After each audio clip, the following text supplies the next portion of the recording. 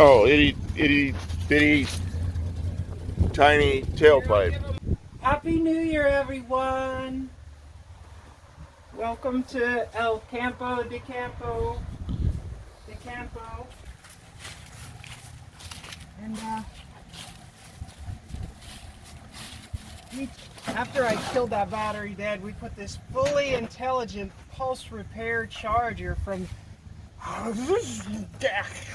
left it off for the rest of the cold spell, but I know it will start because it always has. So we're just, choke's already set. We'll give it, what do you think, 2, 3 pumps? Something like that. 3 pumps sounds good for an old Dodge. Oh, that had to feel good. It's got a clutch, so you always want to push the clutch.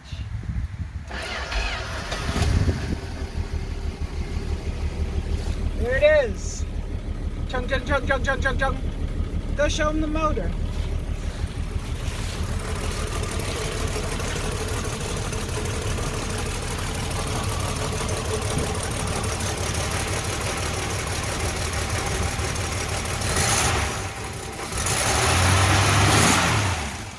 They'll give the exhaust sound.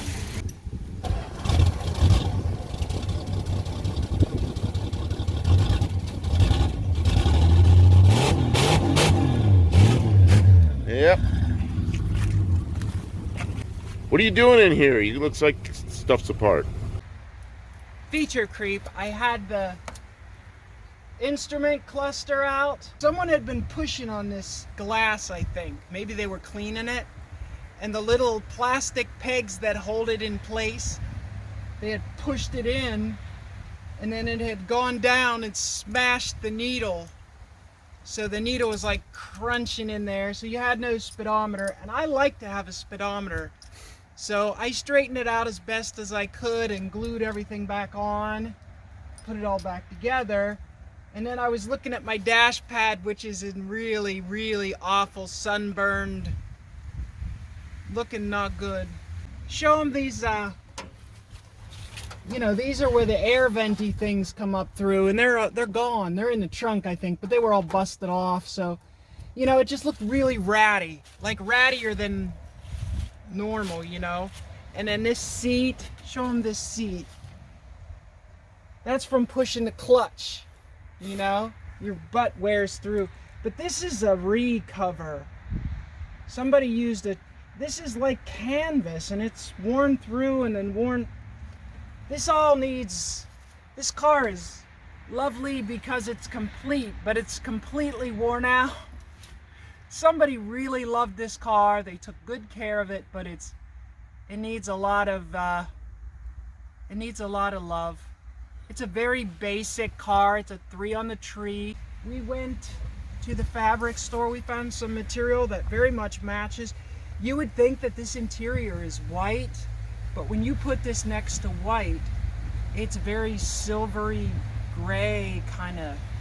But anyways, we've matched it pretty good. The back seat's kind of, I think the back seat is repairable with just a seam. Show them up here. Oh, yeah. Open the door. We can see it. Okay. So maybe we'll repair that. I took out the glove box insert, and then took this off. I wish I had the camera going because I had to kick the heck out of this to get it to pop off of here. We took that inside and we're going to recover it. And we have we made a custom aluminum leading edge with the metal brake in the garage.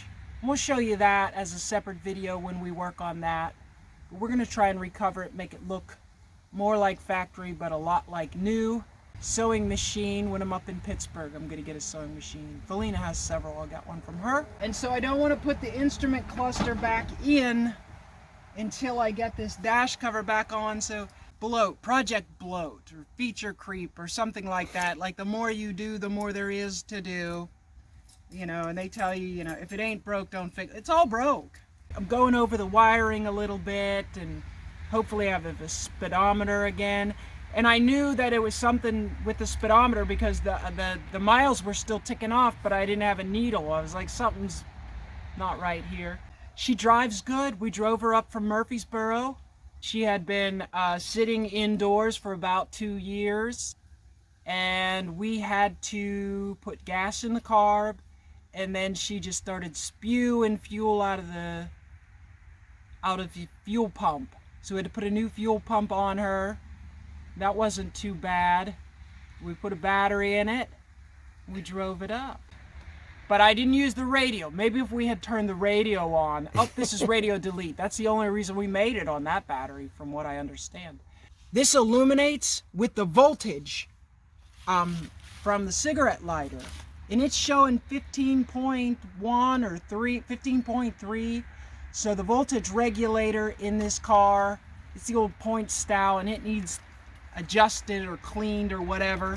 So I don't want to run it too much, because that'll cook a battery and your gauges and everything else. You should only be in the 13s with the voltage on. The top tank on the radiator has some tiny little hairline cracks, so it kind of oozes coolant. So we're gonna have to get a radiator. I like it. It's real pretty. Let's show them the radiator. Factory numbers matching radiator here. See that? Get a good angle so you can see. Look how pretty that is. It's got the Trying to get out of the sun. It's got the patina that we love to see. But there's some hairline cracks. Well, you can see it over here where it's wet. Old engine. You might even see some little. I'm trying to do this. You can't see nothing. Yeah, there's some little hairline There's cracks. some hairline cracks that we have to fix or maybe replace. And this motor here is a 225 slant 6. Somebody's been in it. This car, I think this car was repainted.